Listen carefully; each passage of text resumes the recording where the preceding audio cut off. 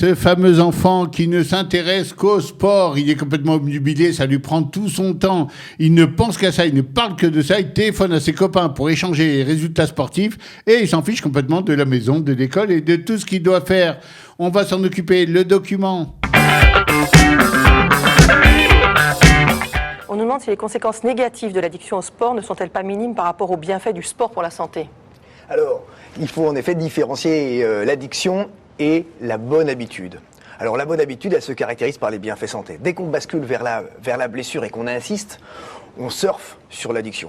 Nous, on a des normes, grosso modo, c'est 3 fois par semaine, 30 minutes à 1 heure. Johanna, bonjour. Bonjour Bernard. Alors, vous me l'avez dit, c'est un sujet qui ne vous parle pas tellement, vous n'avez pas tellement été confronté à ça. Déjà, moi j'aime beaucoup le sport, mais je voudrais savoir un peu la distinction entre être accro au sport et être dans une bonne vibe, quoi. Arrête avec tes questions, on n'en peut plus, t'as pitié, je t'en prie, sois cool. Je pense qu'aujourd'hui, on a souvent le problème inverse de... Je suis assez d'accord avec vous et je vais même élargir un peu le sujet, même si j'ai pris le sport comme sujet, parce qu'il y a des parents qui nous posaient la question et des parents qui nous posaient aussi la question pour le mouvement de jeunesse. C'est-à-dire, qu'est-ce qu'on fait à partir du moment où notre enfant est envahi par une activité qui lui plaît, donc on est très contents, nous parents. Ah, il y a un truc qui lui plaît, c'est le sport, c'est la musique, c'est le mouvement de jeunesse. Puis d'un coup, on s'aperçoit que le truc prend 2 heures par jour, 3 heures, 4 heures, 5 heures. L'enfant disparaît le soir. Je suis avec mes copains, on va au match, on va au club. Mais ça donne quand même l'impression heureusement, qu'on le est toujours corona là a calmé tout le monde. Mais... Je trouve que ça donne l'impression que les parents, ils se plaignent tout le temps quand même. Les parents se plaignent tout le temps. Ça suffit, soyez heureux, votre enfant fait du sport. Posons-le comme postulat, les parents se plaignent tout le temps. Non, les parents se plaignent pas tout le temps, les parents sont inquiets tout le temps, c'est vrai. Ils ont toujours l'impression qu'on risque de perdre ce fameux équilibre dont on parle toujours dans la maison. Et il n'est pas assez. Alors on va toujours avoir d'ailleurs les mêmes sujets. Il n'est pas assez au sport, il ne veut pas faire de sport, j'ai peur. Ah, il en fait trop, il sait bien faire que ça. D'un autre côté, ça montre qu'il a une passion. Oui, alors c'est évident. Alors, Johanna, un enfant passionné, je trouve que c'est magnifique. Je vous amène là-bas. Venez, on y va sur la passion. Oui, moi aussi, je trouve ça super. Je me rappelle dans les années 70 de Bernard Zanzori, le petit garçon qui était... au lycée comme ça et qui était passionné par le club de Saint-Étienne et toute la France était derrière les Verts. Allez les Verts, allez les Verts. Sauf que j'avais été tellement passionné qu'on ne parlait plus que des Verts. On avait les drapeaux, on avait les couleurs, on avait tout. On rentrait en classe, on dansait sur les tables. Allez les Verts, les profs nous foutaient dehors. Mais on était complètement obnubilés. Le soir, j'étais Gérard Janvion et la nuit, j'étais Johnny Rep. Et bon, c'était la folie furieuse. Mais c'est le propre de l'adolescence, c'est le propre de la jeunesse, cet engouement. C'est le propre de l'adolescence, c'est le propre de la jeunesse. C'est beau, c'est bien que ça arrive. Vous avez beaucoup plus de problèmes, d'ailleurs, de névrose, de problèmes très embêtants quand les enfants n'ont aucune passion, s'ennuient, s'en fichent. Non, ça m'intéresse pas. Rien à faire du sport. Pire que ça, moi qui ai des enfants qui s'intéressent pas du tout au football, mais tous, les 6, s'en fichent complètement. Et je me suis retrouvé des soirées à regarder tout seul, parce que ma femme s'en fout aussi. Et tu regardes un match tout seul, il n'y a pas plus triste. Si, il y a plus triste maintenant, il y a les matchs sans public que le Corona nous a offert. Alors ça, il n'y a vraiment pas plus triste. Et effectivement, pourquoi on se plaint? Et Johanna, vous avez tout à fait raison. Pourquoi on va arriver et dire, allez, ça y est, maintenant, voilà, il est encore au sport, encore en train de jouer au foot. Hein, oh là là, et il a des devoirs à faire. On est toujours en train de se plaindre, c'est vrai. D'un autre côté, quelqu'un qui a une passion vraiment, où il n'arrive plus à avoir d'intérêt que pour cette passion, nous pose un problème qui est le problème. On est à la limite de l'addiction, là. On est à la limite de l'addiction, on est surtout à la limite de... Les enfants arrivent, oui, et ça arrive à des adultes. Hein. Je rappelle qu'il y a des hooligans et des types qui passent leur vie autour du stade et leur vie tourne dans les 4 bars autour du stade et dans le stade. Donc ça n'arrive pas qu'aux enfants. Mais c'est vrai que les enfants sont des passionnés. Les enfants sont des passionnés du jeu. C'est magnifique. C'est superbe, je trouve ça super. D'un autre côté... Vous connaissez les parents, Johanna, qui dit « Bon, arrêtez les jeux 1 minute parce qu'on va manger. Arrêtez. » Les gens aiment bien aussi être en contrôle, un peu, avoir l'impression. Et dans le problème de ces addictions, même à des trucs super, à des trucs sportifs, à des trucs de nature, etc., on a l'impression des fois que trop, c'est trop. Moi, je me rappelle de la guerre de ma mère. J'adorais jouer au foot après les cours. On sortait à 5h du lycée, on jouait jusqu'à 7h le soir. Et quand je rentrais, ma mère me disait « Le foot te tuera. » Je me rappelle de ce truc-là. Voilà. Bon, d'autant plus que j'avais été à l'hôpital 1 ou 2 fois parce que j'avais pris un coup au foot. Elle avait raison sur ce point-là que ouais, je donnais trop d'engagement des fois et tout, mais je me rappelais, ça me faisait rire, cette expression de ma mère, le foot te tuera un jour. Va pas trop loin, ça va. Bon, c'est bien exagéré. Non, mais surtout que je pense qu'aujourd'hui, on a le problème inverse. C'est-à-dire qu'on les adultes, les adolescents comme les adultes, on se dépense pas assez. On dépense pas assez notre corps physiquement. Donc, Alors, tu as tout à fait raison, parce que je rappelle la plainte quand même principale des parents en 2020-2021.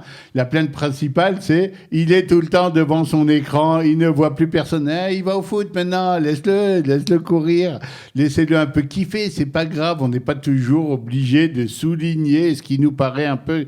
Est-ce qu'on n'est pas... En fait, les parents, c'est gardiens un peu des frontières, des limites. Toujours l'impression que t'as Galache, t'es parti dans le pays d'à côté. Comment éviter à l'ado de tomber dans l'addiction, parce que c'est un phénomène qui existe. On sait que même, je crois qu'il y a même un élément biologique. Alors on peut pas, Johanna, j'aimerais dire, on peut pas. C'est comme ça que je dis. Comment j'empêche mon ami de tomber trop amoureux de sa copine parce qu'elle va le faire souffrir? Oui, alors comment? Allez-y, dites-moi, donnez-moi la recette. Comment arrêter? Tombe amoureux, mais un peu. Hein.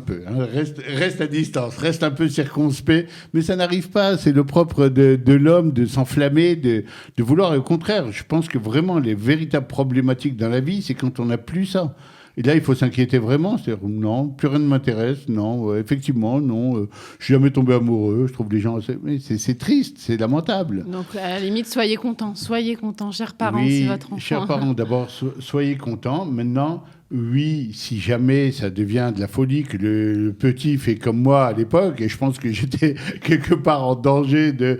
Je me rappelle du jour où j'ai voulu fuguer, partir de l'école pour aller à Saint-Étienne, voir le Geoffroy Guichard... Le chaudron vert, bon là, il faut commencer à s'inquiéter. Non, mais c'est vrai que des fois, on a l'impression qu'il y a un besoin affectif aussi derrière ça. C'est ça. C'est-à-dire que quand tu vois que le gosse, il se met à pleurer parce que son équipe a perdu et tu sens qu'il peut toute la journée, il est presque en mini-dépression autour de la perte de l'équipe. Oui, là, ça touche déjà à d'autres la vraie question, donc, c'est pas comment le brider, c'est plus comment l'aider. Encore une fois, on est toujours dans l'aide. À prendre du recul, à relativiser les choses, à faire comprendre que c'est un truc très important, mais ça reste un sport, ça reste un jeu, parce que je connais, moi, des passionnés du sport qui, aujourd'hui, ont des addictions au loto sportif, par exemple, et là, on est vraiment dans le problème. Parce qu'à force d'aimer le sport, on a envie de mettre tout son argent sur des paris parce qu'on pense maîtriser, etc.